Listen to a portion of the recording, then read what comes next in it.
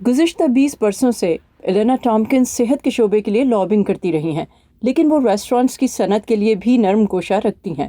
امریکہ میں corona virus کی وبا شروع ہونے کے بعد چھوٹے کاروباروں سے منسلک ان کے کئی دوستوں نے انہیں بتایا کہ وبا کی وجہ سے انہیں یا تو اپنے کچھ ملازمین کو نکالنا پڑا ہے یا کاروبار ہی بند کرنا پڑے ہیں۔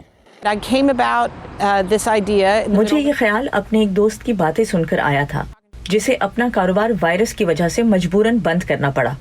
میں سوچتی رہی اور مجھے ایک دم خیال آیا کہ کیوں نہ ہم ہسپتالوں میں کھانا فراہم کرنا شروع کر دیں، کیونکہ بدقسمتی سے وہاں لوگوں کی ایک بڑی تعداد موجود رہتی ہے۔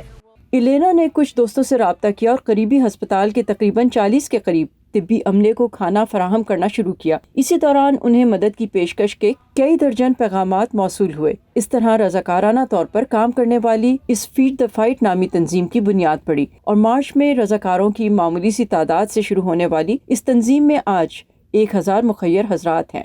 ریسٹورانٹس کے ساتھ کام کرنا بہت آسان اور مددگار رہا۔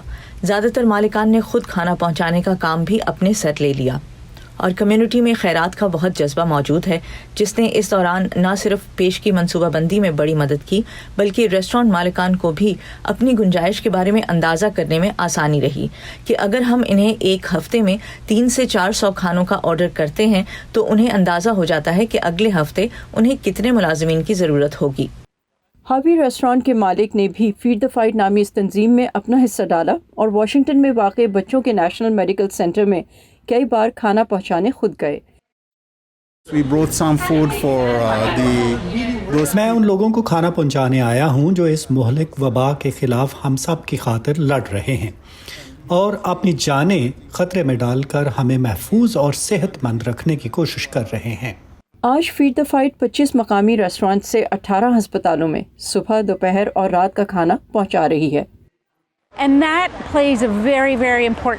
یہ تنظیم ڈاکٹروں، نرسوں اور لیبارٹری کے عملے سمیت سب کو ایسے وقت میں کھانا فراہم کر کے ایک بہت اہم کردار ادا کر رہی ہے جب یہ سب صحت کے شعبے میں پیش ہیں۔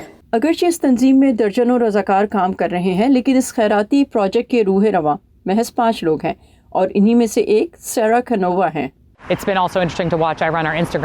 انسٹاگرام پر یہ دیکھ کر اچھا لگا کہ کیسے یہ لوگوں پر اچھا اثر ڈال رہا ہے اور ICU میں موجود نرسوں کے لیے لوگ کھانے کی چیزیں لا رہے ہیں۔